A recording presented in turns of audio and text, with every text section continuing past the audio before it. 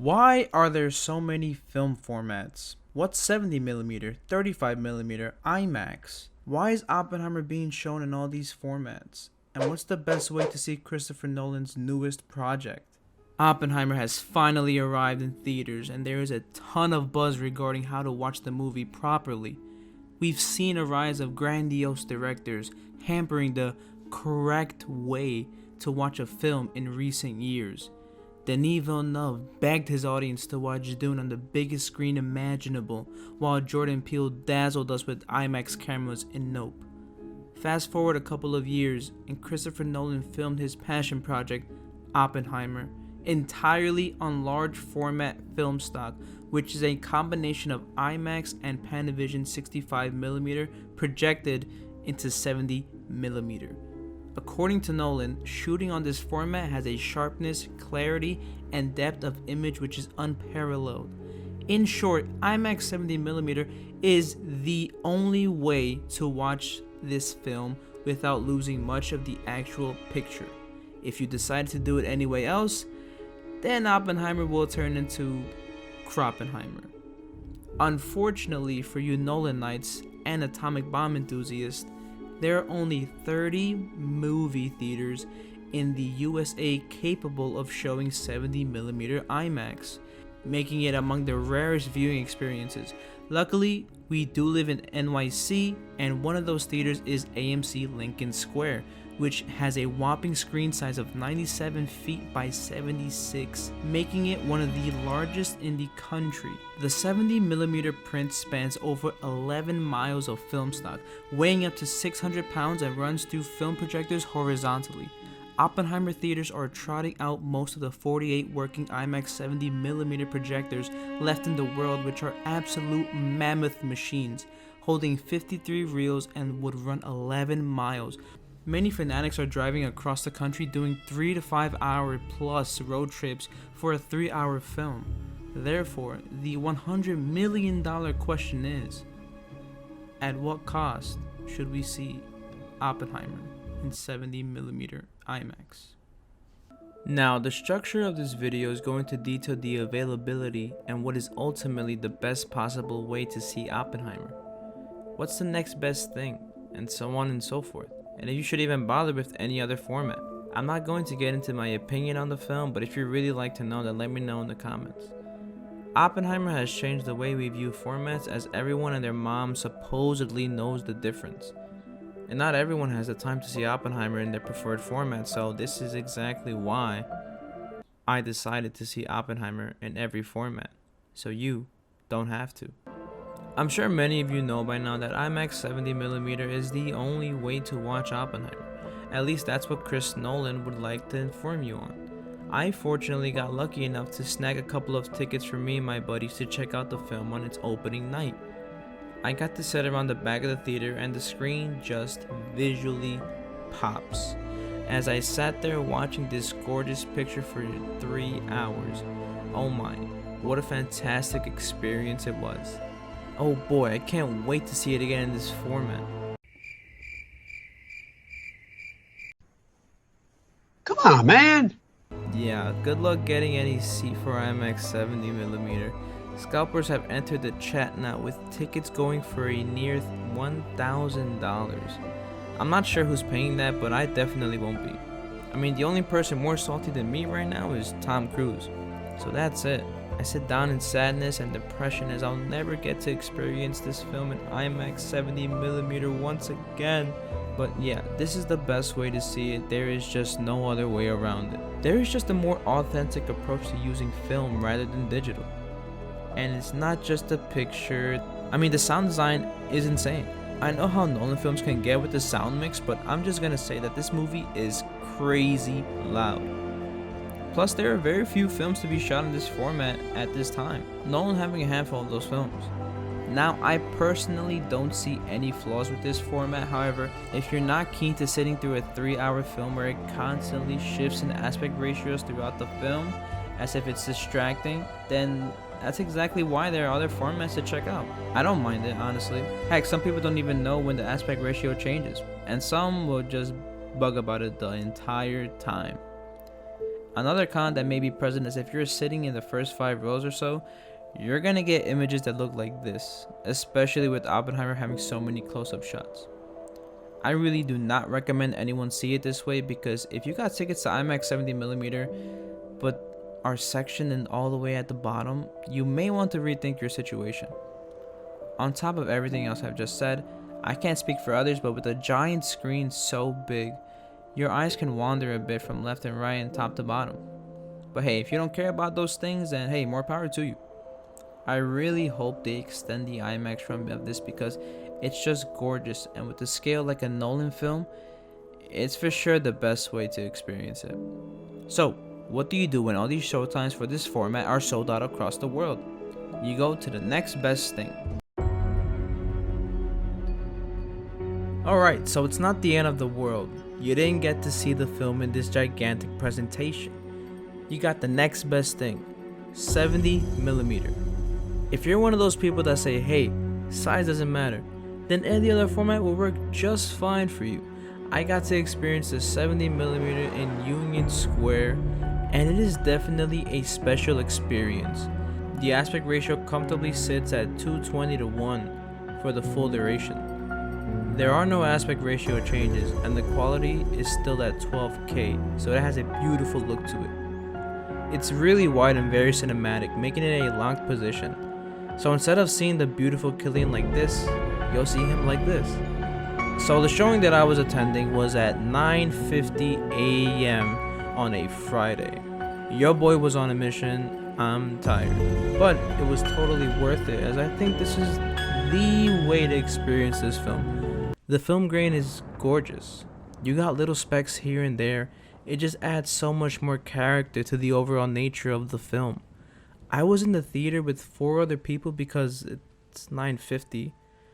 And what's great about the screening is that there aren't any trailers shown beforehand.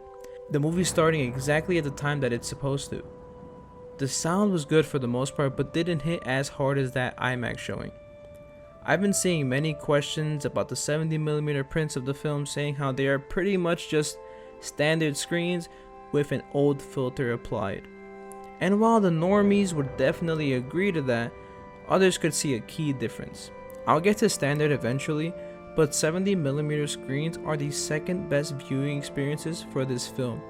A huge wide screen that are just eye-gasmic, especially those black and white scenes.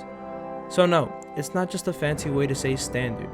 What I'm saying is, like, we're gonna find that person. Congratulations, you played yourself. I would really recommend this format to film enthusiasts, as there is nothing quite like a 70mm print in theaters, because it's also a rarity. Directors like Quentin, PTA, Nolan are among the very few to use it, while everyone else is using plain old digital. So do yourself a favor, if you haven't already, please check it out in this format, as it's still a revolutionary till this day. So you don't really care about the size of the screen, how tall it is, how wide it is, then 35mm is your guy. That is, if you even find the theater that's screening it in this format. Almost every movie imaginable back in the day was shot in this format. And you are probably wondering what's the difference between 70 and 35mm. The 35mm print sits at an aspect ratio of 240:1, running at 6K. The aspect ratios won't change at all, similar to 70mm. And it will also have the film grain effect.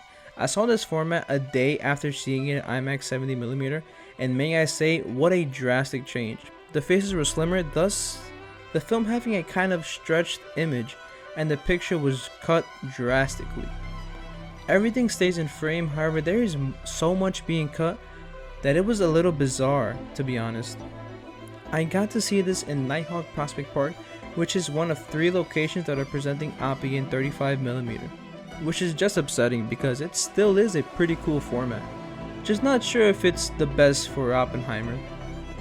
It is also way grainier than 70mm, and it will have a huge effect on certain people.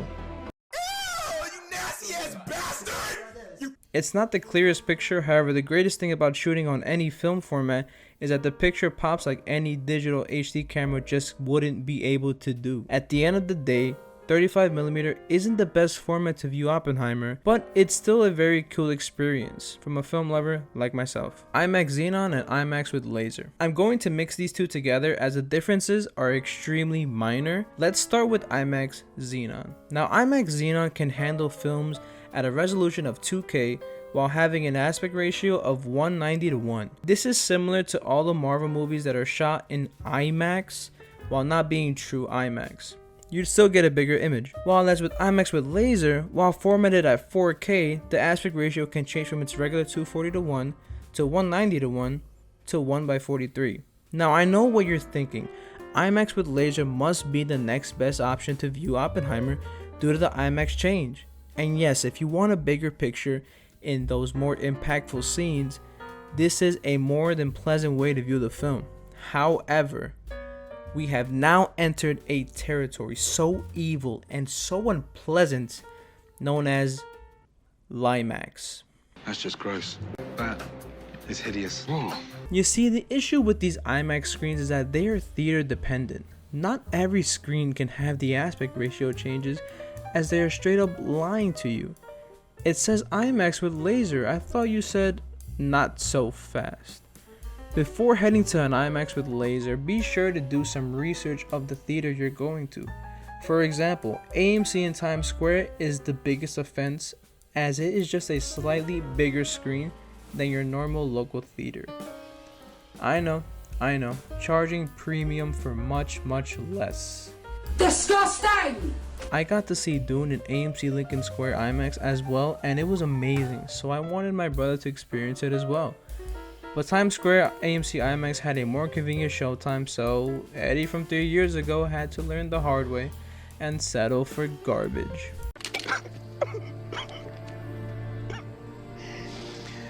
Oh, no. So please, before you buy a ticket to these so-called IMAX screens, make sure you Google the screen size first. I cannot stress this enough. The IMAX Xenon screens I went to was in Regal UA Sheepshead Bay, and while the aspect ratio changed a bit, it wasn't huge and made for the most part an okay viewing experience. As with IMAX with laser, I saw it in AMC Staten Island, and the picture was actually really clear and the sound was incredibly loud. So I'd say this was definitely the better route. IMAX with laser or Xenon have a polished feel to them, therefore lacks and pales in comparison to a film stock. Although I wouldn't flat out take this option out, it's still a solid format.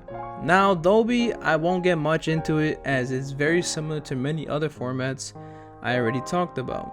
Depending on your Dolby theater, the screen will sit at an aspect ratio of 220:1. Where Dolby shines is the black and white scenes that are incredibly clear. And while the sound is still pretty loud, Nolan doesn't make his films with Dolby Atmos tracks, so keep that in mind when you go see this in Dolby. But the fact that there aren't Dolby tracks completely eliminates Dolby from being your go-to viewing experience. It's not being shown in this format all that much anyways, since films like Barbie or Haunted Mansion are being shown in this format. It's a good format, not great. Now we have our DCP format, the standard option. This is your local theater, the auditorium you use when the premium formats are sold out. One of the oldest formats in the book. Now how does this highly anticipated film look on this format, and how does it stack up against the others? It's alright. This format is tricky since every theater's standard option can vary, but for the most part, they sit at an aspect ratio of 220:1 as well, with a resolution of 2K. I saw this at a Regal UA Sheepshead in what was a packed out theater. I sat in the back as I look at everyone thinking to myself, How dare you! my theater had a screen with letterbox bars on the top and bottom as well as the left and right, truly condensing not only the size but the sheer scale of the overall film. It was kind of unbearable. Now you may say that I could be simply nitpicking here, and although that may be true, after seeing this film on many premium large formats, you start to look at the smaller picture. I won't do that again. The sound was a little muffled. Now I know this can change within theaters, but standard is really not the way to experience this film. Stay away from this format, please.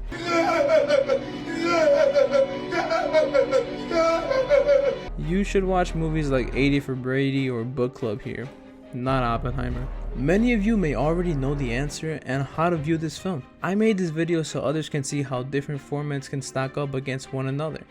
It's easy to hear online that IMAX 70mm is the best way to watch Oppenheimer, but what is the visual representation of said format? Why are the other formats available then? Plus, those premium formats can get expensive, where tickets can reach up to $30. The world thought $20 tickets were outrageous. Despite everything I've just said, Christopher Nolan and his team have worked extensively hard to make sure every single format is an experience worth for any viewer for their ultimate movie-going experience. If you are a film nerd like myself, IMAX 70 is an absolute must, as well as 70mm. If you're an average moviegoer, then IMAX with laser will be a no-brainer. If you go to the movies once every 3 months, check it out on standard.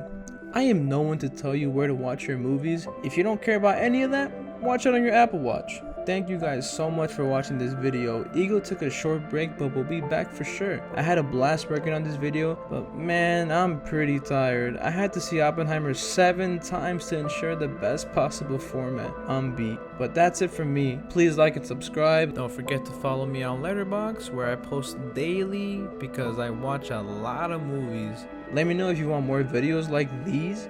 This is Eddie from Eagle Reviews, and remember, if the movie is good, the format doesn't matter.